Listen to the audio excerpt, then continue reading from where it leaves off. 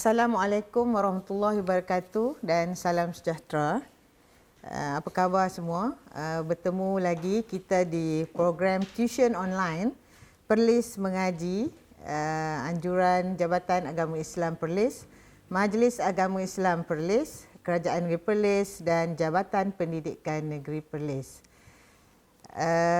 Betul ya, jangan saya Cikgu Nurhayati menggantikan slot Cikgu Hailmi pada tengah hari ini pukul 12 ya. Okey. Hari ini hari Selasa. Selasa ni maksud dia selalu luar biasa. Okey. Selalu luar biasa. Jadi saya ke udara lah menggantikan Cikgu Hailmi pada hari ini. Okey. Okey, kena semangat sangat sebab hari ini saya akan mengajar ya. Kita tidak akan membuat teknik menjawab pada hari ini, kita dah lepas. Jadi cikgu akan mengajar pada hari ini. Apakah yang akan cikgu ajar? Okey. Okey, tajuk yang cikgu akan ajar pada hari ini adalah tajuk 4 tingkatan 5 iaitu sebatian karbon. Subtopik 4.2 alkohol dan kesannya kepada kesihatan. Okey, dah belajar ke belum? Okey, mungkin ada yang sekolah yang cepat kan? Cikgu-cikgu dah ajar, tapi mungkin ada juga yang belum kan? Jadi kalau yang belum belajar, ambillah kesempatan ini untuk belajar. Dan adik-adik tingkatan 4 pun boleh ya, sebab untuk KSSM masih ada lagi tajuk sebatian karbon dan masih ada lagi tajuk alkohol. Okey? Okey, kita teruskan.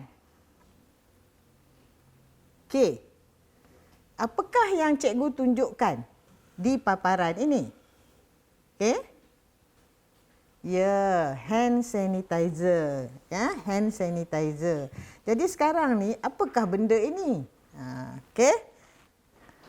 Bersama dengan cikgu pun ada ni hand sanitizer. Okey, hand sanitizer. Okey. Okey, apakah yang terkandung dalam hand sanitizer? Okey, ya. Ini dah diperbesarkan. Cuba tengok rajah yang kedua dah diperbesarkan. Nampak tak anak-anak? Okey, 75% alkohol, 75% alkohol. Okey. Jadi tajuk kita pada hari ini apa dia? Alkohol, kan? Okey, apa guna hand sanitizer ni? Kenapa kita kena? Kenapa orang mencari-cari hand sanitizer sampai dah kehabisan stok di farmasi ya pada awal-awal hari tu? Ada apa dalam alkohol ni? Dia ada dah sebagai apa? Dapat membunuh mikroorganisma kan? Antiseptik. Okey, kita teruskan lagi alkohol. Okey. Jadi ini adalah yang kita namakan sebagai formula struktur bagi sejenis alkohol. Namanya metanol. Apa dia? Metanol. Okey? Okey, apa dia? Ada dekat dalam struktur kita perhatikan ni formula struktur bagi alkohol ni. Kita dapati di tengah ni hitam ni, ini adalah atom karbon. Kemudian sini ada 3 atom hidrogen. Dan di sini ada 1 lagi. Jadi ada 4 atom hidrogen, 1 atom oksigen. Jadi 1 atom karbon, 4 atom hidrogen dan 1 atom oksigen. Namanya metanol. Okey? Jadi apakah unsur-unsur yang terkandung dalam alkohol? Ada 3, ya kan? Karbon, hidrogen, oksigen. Cuba kita tengok. 1 lagi, contoh alkohol.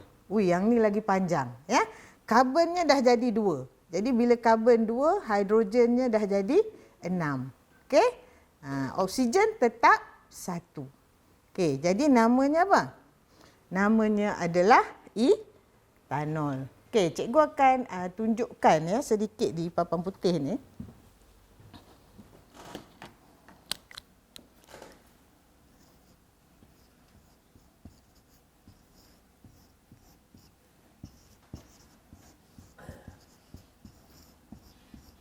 Okey, yang cikgu tunjukkan di sini, ini adalah formula molekul. Ya, formula molekul yang ditunjukkan di paparan tadi adalah formula struktur. Ya, dia tunjuk bagaimana ikatan kan. Yang pentingnya adalah anak-anak lihat ya di bahagian hujung ni ya. Dia adalah kumpulan berfungsi bagi alkohol iaitu kumpulan hidroksil. Jadi di belakang alkohol ni kita kenali dengan ol ya, ol. Okey? Okey.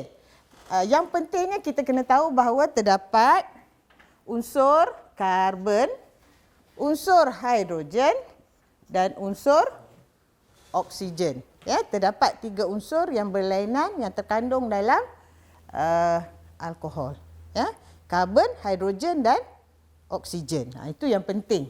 Karbon, hidrogen dan oksigen. Macam air, H2O kan? Semua anak-anak tahu kan? H2O ada hidrogen unsurnya dan oksigen. Okey? Okey, kita teruskan.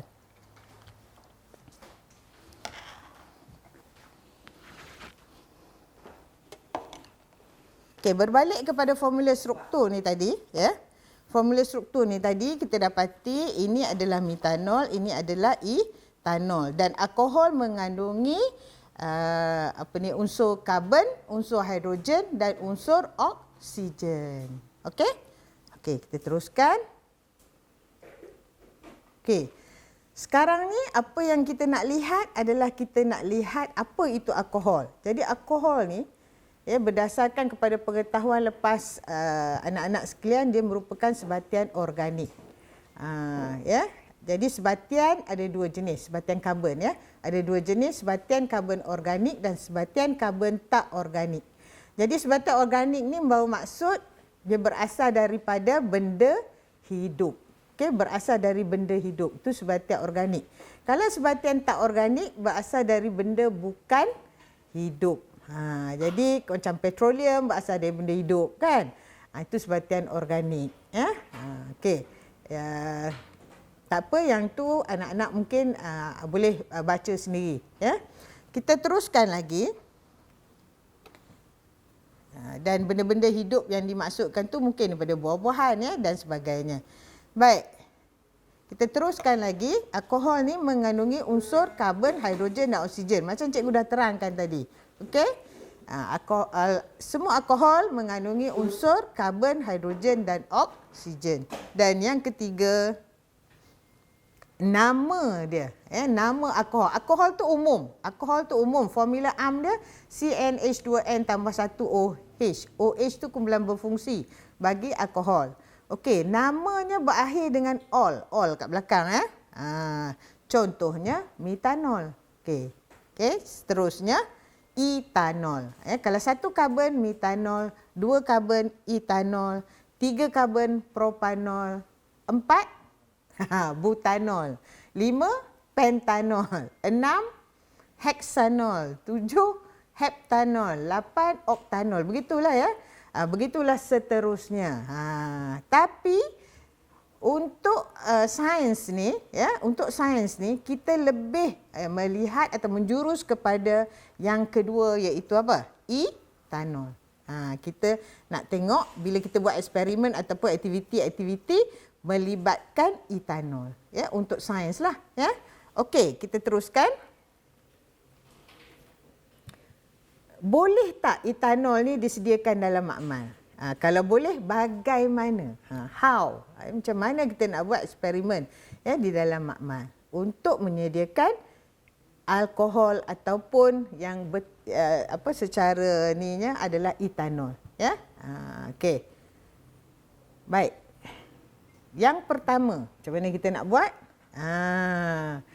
Jadi yang pertama kita sediakan air suling ya, kita sediakan air suling, lepas tu tambahkan apa dia? Gula. Jadi kita perlu glukosa. Okey, anak-anak. Jadi glukosa boleh diperolehi daripada gula pasir. Jadi tambahkan, lepas tu buat apa? Mestilah kacau kan bagi dia larut. Kemudian pindahkan ke dalam kelalang kon, ya. Jadi dah masukkan dalam kelalang kon, letakkan yeast. Tahu tak yeast? Yeast ni mungkin mak ataupun ibu anak-anak gunakan untuk buat roti ya, untuk buat apam dan sebagainya. Okey? Apam ya, ikutlah ya apa yang bahasa yang digunakan. Okey, seterusnya yang kita akan kocakkan ataupun goncangkan campuran di antara glukosa, larutan glukosa dengan yeast. Okey, kita goncangkan dan kita sediakan pula dalam tabung uji air kapur. Agaknya pasal apa air kapur? Dan kita tengok langkah keempat ya. Okey, langkah keempat kita kena tutup kelalang kun tu untuk membolehkan tindak balas berlaku. Kita tutup ya, tindak balas tu akan menghasilkan gas kan. Sebab tu dialirkan dalam air kapur.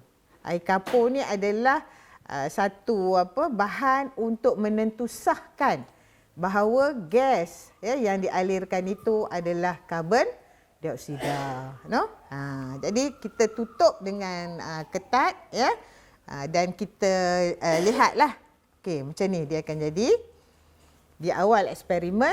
Okey, kita letakkan di atas rak tabung uji ya, sebab tabung uji dia tak boleh berdiri sendiri. Jadi kalau tak gunakan rak pun tak apa, boleh gunakan bika ya, letakkan dalam bika. Okey, berapa lama kita nak biarkan eksperimen ni ataupun aktiviti ni? Kita biarlah selama lebih kurang 3 hari. Okey, selepas 3 hari apa yang berlaku? Nampak tak perbezaan? Ni memerhati hari tu cikgu dah ajar kan? Pemerhatian. Apa? Cuba banding yang ni dengan yang ni. Ya? Jadi kita dapati dah ada berbuih-buih kan? Berkeladak. Kalau baunya ya Allah kan? Bau masam kan? Berbau ni lah. Ya? Bau macam alkohol. Okey. Dan air kapurnya daripada sini jernih kan? Yang ni tanpa warna, tak ada warna ya. Dan yang ini dah menjadi keruh ya, cloudy, milky ya. Okey, baik. Jadi maksudnya telah berlaku tindak balas. Apa nama tindak balas ni? Okey, dia ada nama ya. Okey, apa dia?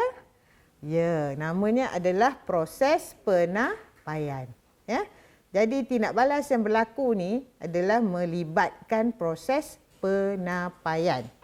Okey. Jadi apa yang berlaku sebenarnya dalam tindak balas ini, kalau diperhatikan apabila glukosa, larutan glukosa, anak panah kan, dengan kehadiran yeast, kita baca macam tu kan, glukosa dengan kehadiran yeast, yeast ni dia apa? Menghasilkan enzim zymase ya, yang akan mempercepatkan pengeluaran etanol. Okey. Jadi glukosa dengan kehadiran yeast akan membebaskan ataupun menghasilkan etanol dan gas karbon dioksida. Gas karbon dioksida ni pergi mana? Gas karbon dioksida ni dia akan keluar. Dia gas kan, dia akan keluar. Jadi yang tinggal dalam kelalang kun ni adalah etanol lah. Tapi etanol ni tengok macam ni. Betul ke ni etanol cikgu? Ya, betul. Tapi etanol ni etanol yang tidak tulen. Jadi macam mana kita nak dapatkan etanol tulen? Ada lagi satu aktiviti yang perlu dijalankan. Jadi untuk menyediakan etanol, yang pertama proses penapaian. Okey. Yang kedua, kita kena jalankan proses penyulingan. Ni macam mana nak dapat bahan tulen? Itu tinggal tempat dah belajar kan? Okey. Jadi proses penyulingan, kita lihat bahan-bahan dan juga ni. Okey. Baik, ini adalah radas ya yang digunakan untuk proses penyulingan. Yang pertama, ini kelalang bulat untuk diisi larutan campuran yang ada etanol tadi kan, yang membuak-buak tadi kan. Letakkan dalam ni, tapi kita turaslah dulu. Ya, kita turaskan larutan campuran tersebut ya, dan masukkan dalam kelalang bulat. Lepas tu kita tutup kelalang bulat ni, mesti ada termometer. Kenapa ada termometer? Sebab proses penyulingan ni melibatkan apa? Selalunya kita nak mengasingkan ataupun mendapatkan apa dia? Benda yang tulen. Jadi larutan lah, dalam bentuk larutan. Jadi di sini ada dua benda ataupun dua larutan yang berlainan yang bercampur dalam ni. Satu etanol dan cecair etanol ya, ataupun larutan etanol, dan satu lagi adalah air suling. Jadi macam mana kita nak dapatkan tu? Jadi inilah dia termometer, kita akan tahu. Ya? Sebab takat didih bagi etanol adalah lebih rendah daripada takat didih air suling. Okey? Okey, ni apa dia ni? Kondenser Liebig. Takkan tak pernah buat benda ni. Tingkatan 2 cikgu rasa dah buat ni kan? Okey. Jadi kondenser Liebig. Nama pun kondenser. Jadi dia adalah nak menyejukkan. Nak sejukkan apa? Wap. Ya? Ataupun gas yang keluar daripada sini. Okey. Apabila campuran dipanaskan, dia akan mendidih. Ni ada api kan? Akan mendidih. Bila mendidih, siapa yang mendidih dulu? Etanol. Etanol wapnya akan naik ke atas sebab kurang tumpat kan, naik ke atas sampai ke sini ya, di salur ni dia akan masuk ke dalam kondenser. Jadi kondenser ni dikeliling ni adalah air. Okey, ada air. Jadi dia akan menyejukkanlah, berlakulah proses kondensasi. Maka keluarlah etanol tulen kat sini. Jadi ini adalah hasil sulingan dikutip di sini dalam kelalang kun. Okey? Dalam kelalang kun. Okey, cikgu suka nak menarik perhatian anak-anak tentang ni. Apa dia ni? Tentang di mana air masuk dan di mana air keluar dalam sebuah kondenser. Okey, air masuk mestilah di bawah, pada bahagian bawah kondenser tersebut. Ada tube kan? Jadi kita sambungkan dengan getah yang pergi kepada pipe di sini. Nampak? Yang hijau ni. Jadi ini air masuk. Kita buka pipe. Ya? Kemudian air akan masuk dalam ni. Kemudian air akan keluar di sini. Kalau tak keluar, dia penuh lah kan? Dia kena keluar. Ya? Okey, baik. Jadi air masuk, air keluar. Anak-anak perlu beri perhatian. Ya? Kena tahu. Dan hasil sulingan ni apa dia? Etanol tulen. Okey, baik.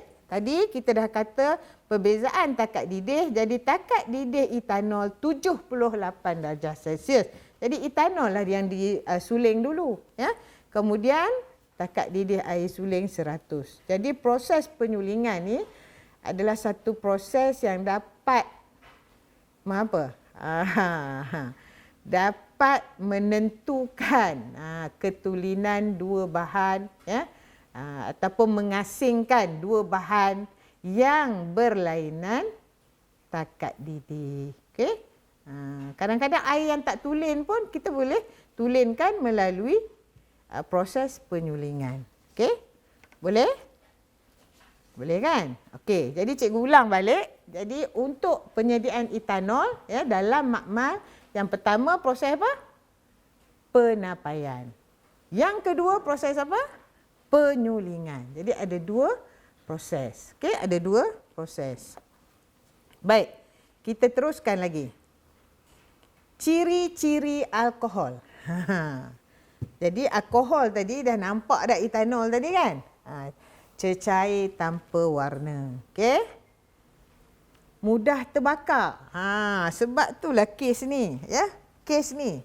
Ada kan orang viral kata sanitizer ni boleh menyebabkan kebakaran. Yalah, duk sapu. Lepas tu pergi masak kan. Lepas sapu-sapu pergi masak. Lepas tu terkenalah kan, alkohol mudah terbakar. Kan dia ada 70% alkohol. Jadi akan terbakarlah tangan. Jangan buat begitu ya. Ini peringatan ni.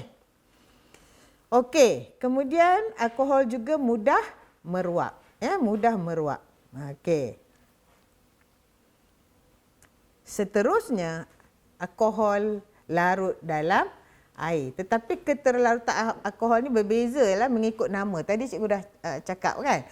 Tapi kalau etanol memang larut sepenuhnya dalam air. Ya? Tapi ada juga alkohol yang larut keterlarutannya ada sedikit dia tak berapa larut. Ya? Tapi secara keseluruhan alkohol larut dalam air. Ya? Okey. Alkohol juga terbakar dengan nyalaan biru tanpa jelaga. Biru tak ada jelaga lah. Kalau kuning habis periuk jadi hitam kan. Ada jelaga. Okey, yang keenam bertindak balas dengan asid organik menghasilkan ester. Okey. Jadi cikgu akan pergi perjelaskan satu persatu. Sebab tu cikgu lebih cepat. Jadi kita pergi satu-satu yang dari segi kita boleh buat aktiviti ya dalam makmal. Okey, yang pertama dari segi keterlarutan etanol dalam air. Kita nak tengok macam mana. Jadi kita letakkan air suling ke dalam tabung uji, dah letak tu. Kemudian titiskan beberapa titis etanol ya ataupun alkohol. Lepas tu buat apa? Kacau lah. Jadi kacau-kacau, tengok-tengok dapat macam ni.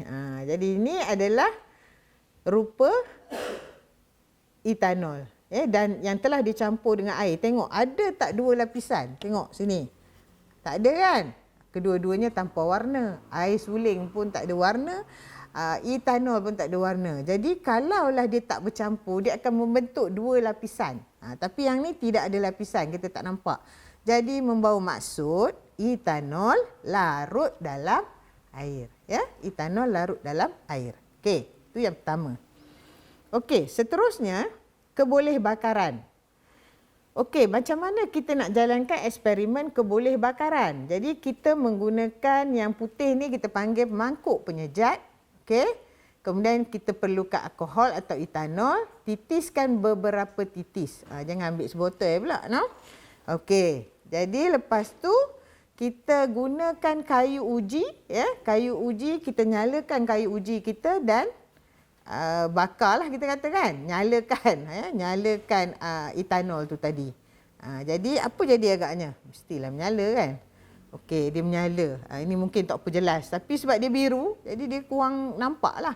Dia biru, nyalaan biru. Dan satu lagi kita kena tengok apa dia tadi? Terbalik. Satu lagi kita kena tengok adalah dari segi dia menghasilkan jelaga ataupun tidak.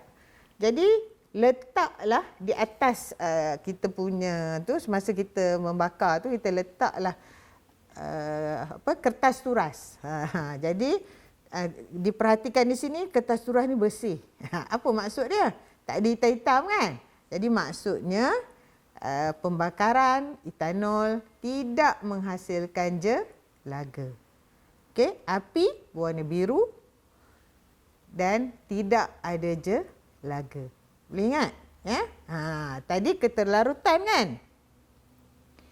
Okey, jadi rumusannya adalah etanol terbakar dengan nyalaan biru tanpa jelaga.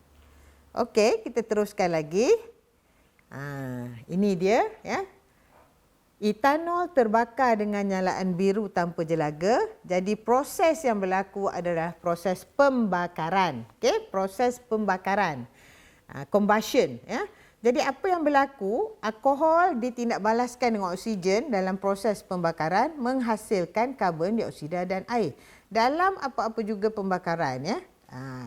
Hasilnya ya adalah karbon dioksida dan juga air. Okey. Jadi kalau etanol pun samalah, etanol dengan oksigen, hasilnya adalah karbon dioksida dengan air. Air ni bukanlah air yang dalam bentuk cecair itu, wap air. Itu maksudnya ya. Karbon dioksida dalam bentuk gas dan wap air. Okey. Jadi ini proses pembakaran. Okey. Tadi ya dah tengok proses apa? Penapaian. Penyulingan. Tambah lagi satu. Apa dia? Pembakaran. Boleh teruskan lagi? Okey, seterusnya kita nak lihat tindak balas alkohol dengan asid organik. Jadi kita akan guna etanol lah macam biasa. Dalam eksperimen kita akan menggunakan etanol. Okey, tindak balas alkohol ataupun etanol dengan asid organik. Mari kita lihat. Okey. Yang pertama, kita letakkan alkohol di dalam sebuah tabung didih ya. Yang ni besar sikit ya. Kita letak dalam tabung didih. Kemudian kita masukkan asid ethanoik ya, kita titis ya dengan penitis ya, boleh ya. Ataupun kita menggunakan selina penjungkat yang kecil ya macam ni pun boleh. Sebab kita nak sukatan yang sama. Okey, jadi campurkan alkohol dengan asid ethanoik. Okey, dah campur. Yang kedua kita kena letak asid sulfurik pekat sebagai mangkin. Jadi yang tu kita kena titis saja ya, kita titis beberapa titis asid sulfurik pekat sebagai mangkin ya. Dia tak tindak balas ya, mangkin. Okey, Okey, kenapa kita buat pembakaran begini? Nampak? Okey. Kita tak pegang kita tak buat pembakaran secara direct ataupun secara langsung. Tetapi kita menggunakan kaedah kukus air. Kaedah water bath. Kukus air, ya. Jadi sebab apa? Sebab alkohol kan mudah meruap. Nanti ester yang terhasil tu pun mudah meruap juga, kan? Jadi kita tak boleh sekali-kali buat pembakaran secara terus ataupun direct. Buat macam ni. Okey? Sampai bila? Okey, kita kena buat eksperimen ni sampailah berlaku tindak balas. Nanti dia akan ada bau. Lebih kurang dalam 5 minit. Dia ada bau. Sebab ester yang terhasil, dia berbau wangi. Kita kata berbau wangi. Kadang-kadang kita sebut wangi buah. Nak hidu kena buat macam ni. Letak macam ni. Jangan letak hidung dekat ni. Buat macam ni.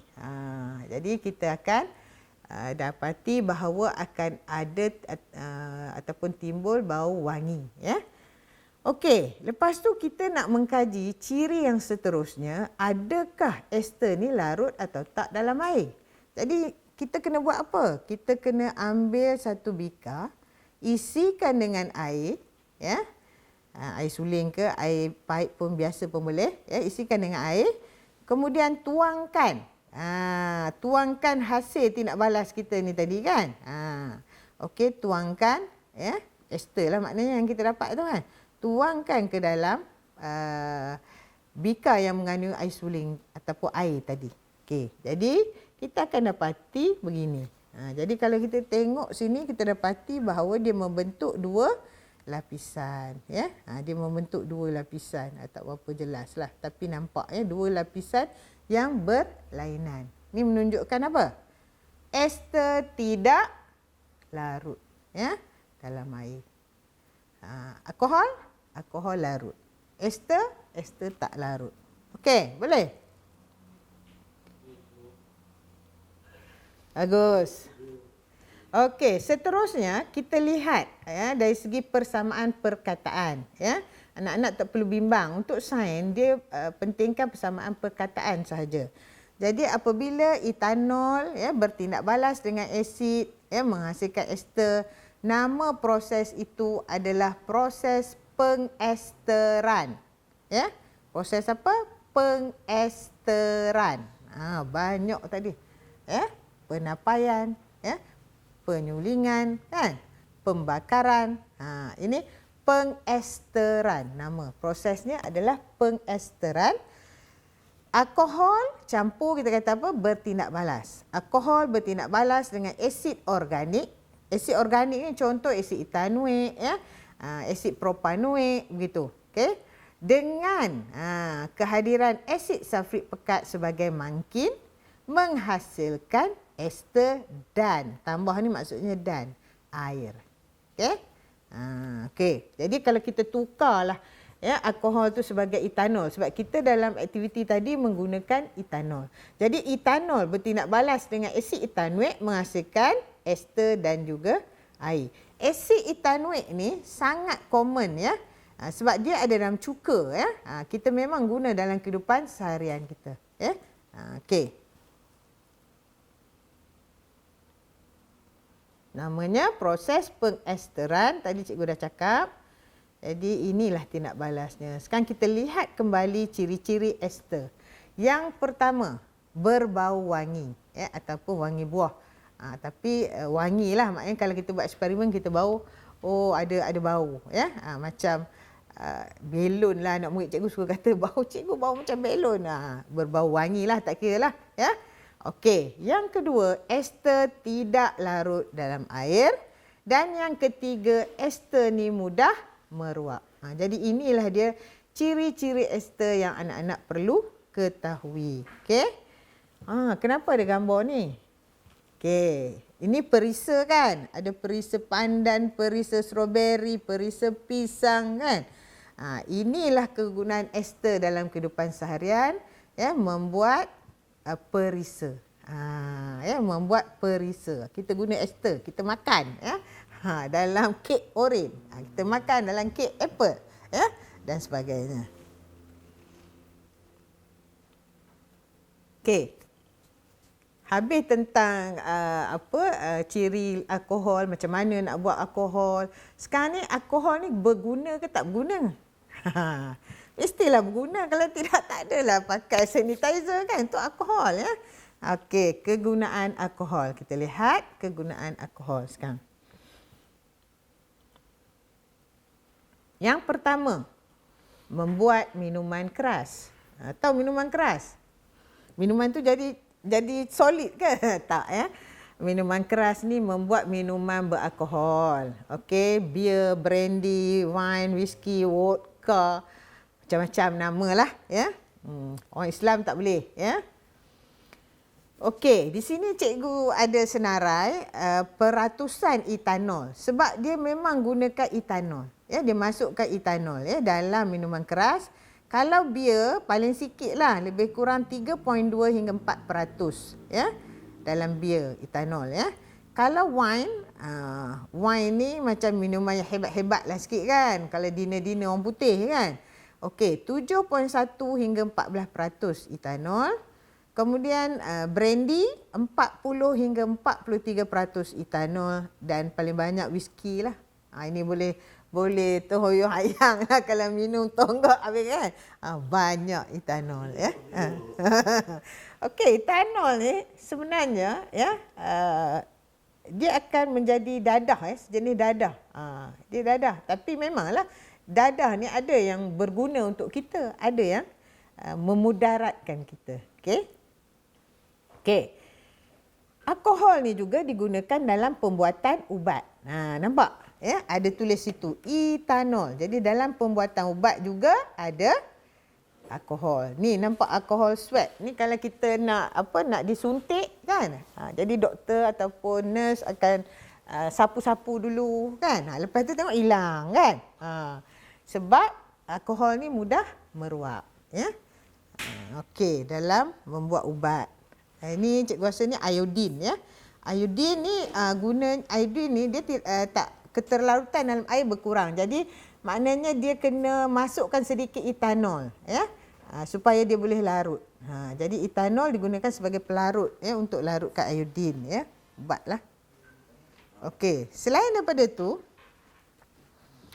sebagai pelarut ya, sebab dia adalah pelarut organik. Kita panggil pelarut organik ya. Alkohol ni. Sebab apa? Contohlah cat. Selepas duk cat rumah ni nak raya ni, bulan puasa bolehlah cat kot. Lepas tu nak basuh. Macam mana nak basuh? Boleh rendam dalam air. Tak boleh kan? Jadi kita boleh menggunakan alkohol sebagai pelarut. Dye, minyak wangi, sebab tu minyak wangi dia bubuk alkohol juga ya. Lepas tu varnish, select dan sebagainya, printing ink ya. Ink yang digunakan untuk print ya. Okey. Membuat kosmetik. Alkohol pun buat kosmetik. Bahan-bahan kosmetik kebanyakannya dalam bentuk macam inilah. Dalam bentuk lotion sebab alkohol yang digunakan adalah glycerol ya. Okey.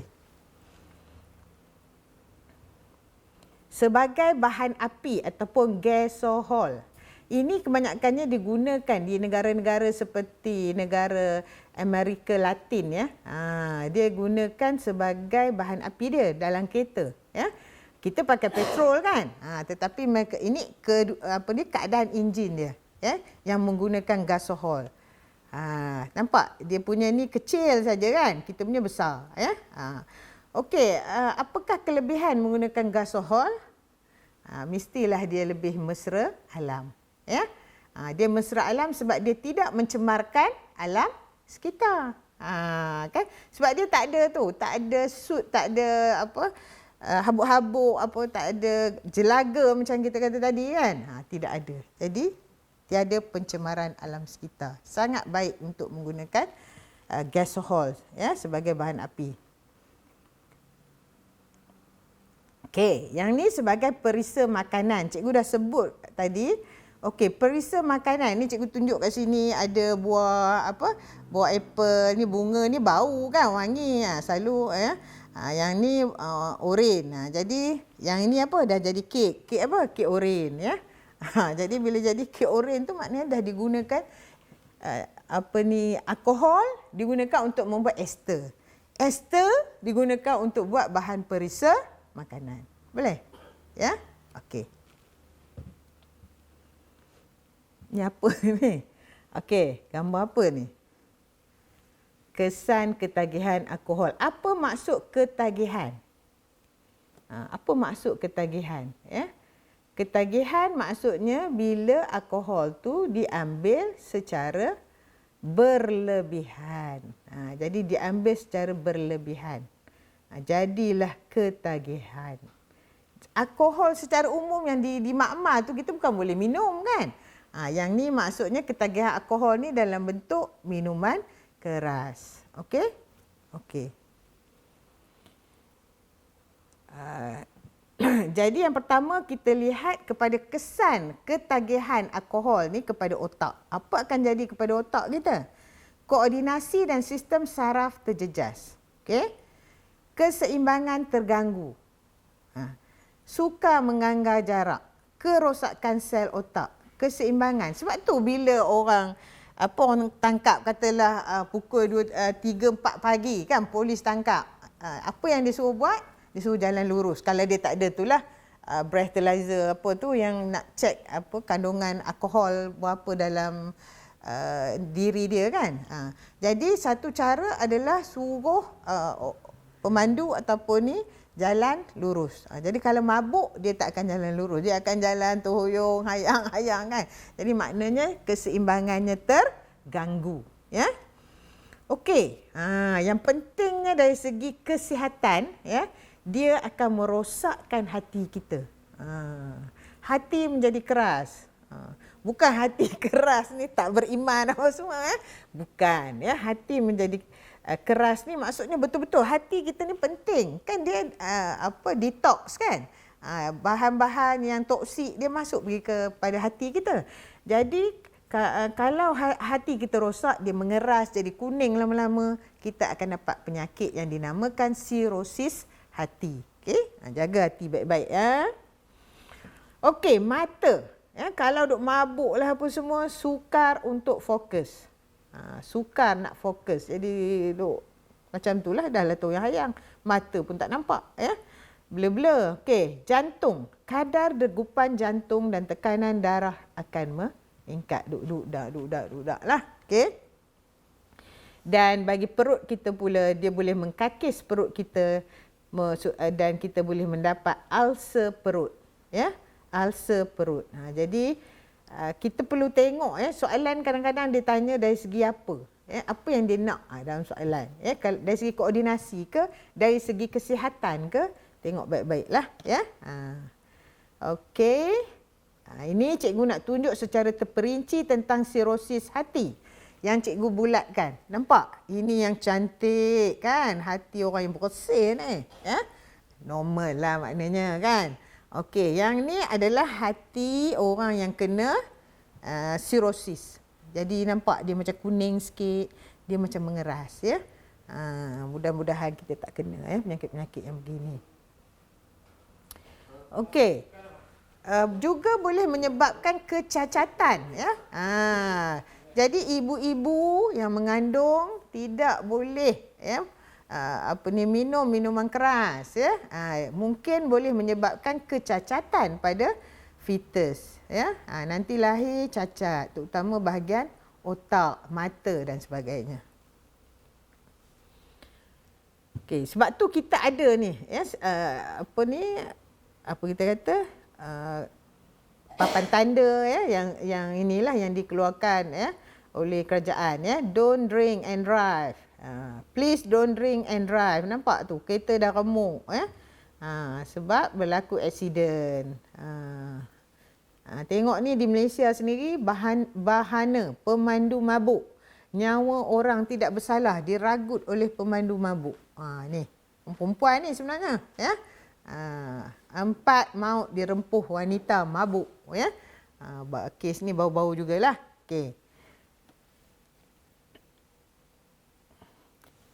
Tetapi cikgu nak terangkan kepada kamu bahawa ketagihan alkohol ni bukanlah hanya menyebabkan kemalangan jalan raya.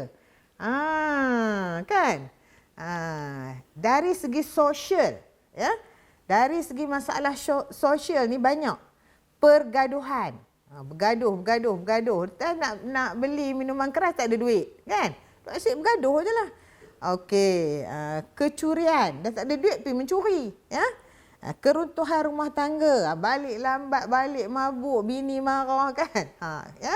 Okey, produktiviti merosot. Kalau dia bekerja, kan, dia dah jadi macam dia teringat macam ketagih.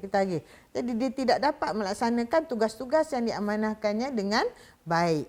Dan mungkin juga boleh melakukan rompakan, samalah lebih kurang ni, ya. Kecurian, rompakan lebih besar. Curi ni curi sikit-sikit aja, ya. Okey, boleh sambung lagi? Okey, habislah cikgu rasa. Okey, sekarang ni, ya, bila kita dah habis, cikgu akan cuba nak membincangkan soalan-soalan, ya, SPM berkaitan tajuk alkohol, ya. Okey. Jadi soalan ini selalunya bahagian B. Tapi ada juga bahagian A. Cikgu tak ambil contoh soalan bahagian A sebab kita dah buat hari tu, kan. Sekarang ni cikgu nak tunjuk soalan bahagian B yang 6 markah. Okey, ni satu contoh soalan. Rajah 5.1 menunjukkan satu eksperimen untuk mengkaji satu proses penampaian. Okey, jadi nampak ada kelalangkun, ya, yang mengandungi glukosa campur yeast. Ada gas X, ya, ada bubble, kan. Kemudian air kapur menjadi keruh. Okey, baik. Persamaan di bawah mewakili tindak balas kimia dalam rajah 5.1. Okey, ni dah dia persamaan dia, glukosa, ya, anak panah, ya, dengan kehadiran yeast menghasilkan X. Ni bukan darab, ya. X. Bahan X lah. Campur ataupun tambah dan, ya, karbon dioksida. X dan karbon dioksida, glukosa. Tadi kita dah bincangkan. Berdasarkan eksperimen tersebut, apakah X? Apa dia X? Yang kedua, nyatakan satu ciri X. Okey. Jadi X ni tadi, etanol. Kan? Etanol. Jadi satu ciri X, apa dia? Ciri etanol lah, kan? Tandakan raib pada unsur yang boleh didapati dalam X. Dia ada karbon, sulfur, klorin. Kita dah bincang tadi, kan? Apakah unsur-unsur yang terkandung dalam alkohol? Jadi kita lihat jawapan. X adalah etanol. Contoh cirinya mudah terbakar, ya. Larut dalam air. Itu contohlah, ya. Okey, karbon. Okey. Namakan satu bahan yang boleh digunakan bagi menggantikan larutan glukosa. Okey, kalau tak ada larutan glukosa, nak guna apa? Nak buat etanol. Jadi kita boleh guna buah-buahan, jus anggur, tebu, ya, dan sebagainya. Nasi pun boleh, ya. Okey, apakah kesan pengambilan alkohol secara berlebihan kepada organ S dan organ T? S ni otak, nampak? Dia tunjuk. Kemudian T. Ini soalan kefahaman ni, kan? Jadi, apa dia? Kepada otak dan kepada hati. Jadi, sel otak boleh menjadi rosak, boleh mendapat sirosis hati. Jadi, dapatlah 3 A, B tadi 3 markah. C ni 1 markah, D 2 markah. Jadi, jumlah markah 6. Okey? Kita teruskan lagi. Ini adalah contoh soalan SPM tahun 2013. Ya, tahun 2013. Okey. Rajah 5.1 menunjukkan satu eksperimen untuk mengkaji satu proses penampaian. Okey. Macam sama pula rajah, ya. Macam sama. Betul lah tu. Benda tu lah juga. Okey. Ada kelalangkun yang di dalamnya ada glukosa, kan, dengan yeast, kemudian air kapur menjadi keruh, kemudian ada gas X. Okey? Okey. Jadi namakan proses yang berlaku dalam kelalangkun. Yang sebelum ni dia tak tanya proses, tapi dalam ni dia tanya proses. Jadi proses yang berlaku adalah proses penampaian. Terus kepada soalan seterusnya. Tandakan right gas X yang dibebaskan daripada proses D8A. Jadi apakah gas yang duk bubble-bubble tu? Adakah karbon dioksida, adakah oksigen ataupun nitrogen? Sudah semestinya kalaulah air kapur tu keruh mestilah gas karbon dioksida. Okey, berapa markah dah? Okey, cuba kita lihat. Baca soalan. Rajah 8+2 menunjukkan proses penyulingan campuran M. M tadi apa? M tadi etanol. Okey? Campuran M adalah bahan yang dihasilkan dalam kelalangkun dalam rajah 8.1. Okey, mari kita lihat. Ya, ini dia rajahnya. Jadi ada kat sini rajahnya campuran M. Jadi campuran M maknanya etanol tadi kan? Dipanaskan. Kemudian keluarlah bahan tulen M, etanol lah. Tadi etanol tak tulen. Sekarang etanol tulen hasil dia. Jadi soalannya, perhatikan kondenser Liebig. Ejaan salah pula. Ya, tak apalah. Okey, dalam rajah 8+2, air sepatutnya masuk di mana dan keluar di mana. Sebab tu cikgu memberi penekanan tentang keluar masuk air tadi. Okey, dia ada dua, P dengan Q. Yang mana satu masuk? Ya. Ingat yang bawah, ya. Dalam kondenser yang bawah ni air masuk. Jadi masuk di Q dan keluar di P. Okey? Okey, seterusnya. Soalan berapa markah agaknya ni? 1 markah saja, nampak? Yalah kalau tak P dulu, kalau tak apa, kalau katalah anak-anak tulis Q dengan P, takkan QQ kan? Kan? Jadi kalau macam tu memanglah kosong kan? Tak logik. Sebab tu 1 markah sahaja. Okey, namakan bahan tulen M. Tadi kita dah kata etanol. Okey. Nyatakan satu kegunaan bahan M dalam industri. Etanol tu apa gunanya? Untuk membuat perisa makanan ataupun untuk membuat ester kan? Sebab dia alkohol digunakan ya, untuk membuat ester. Tandakan right kesan pengambilan bahan M, etanol lah tadi kan, secara berlebihan ke atas kesihatan manusia. Okey. Adakah penglihatan lebih jelas? Keseimbangan badan terjejas? Okey. Lebih jelas ke kalau ambil dah berlebihan alkohol ni, etanol ni? Tadi kita kata apa? Penglihatan tak jelas, duduk blur-blur kan? Keseimbangan badan terjejas. Betul lah itu. Okey, jadi jawapannya keseimbangan badan terjejas. Okey.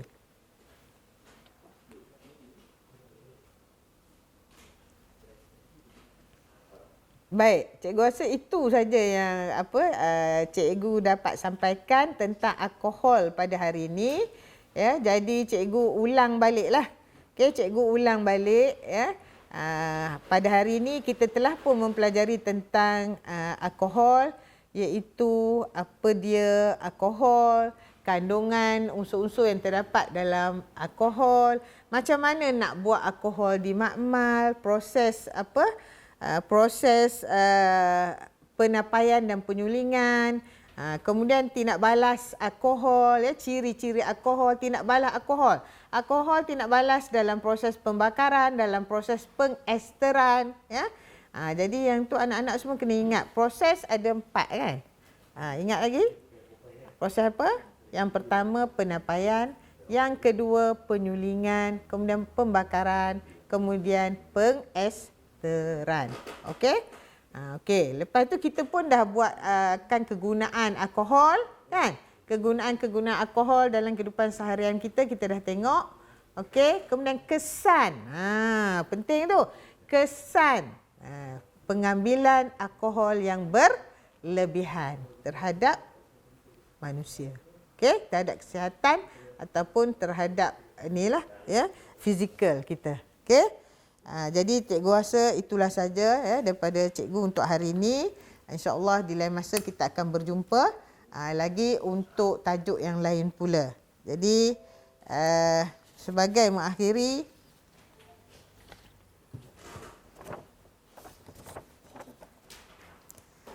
okey, stay at home ya, duduk rumah ya. Hapuskan COVID-19. Thank you frontliners, Perlis mengaji. Sekian, terima kasih.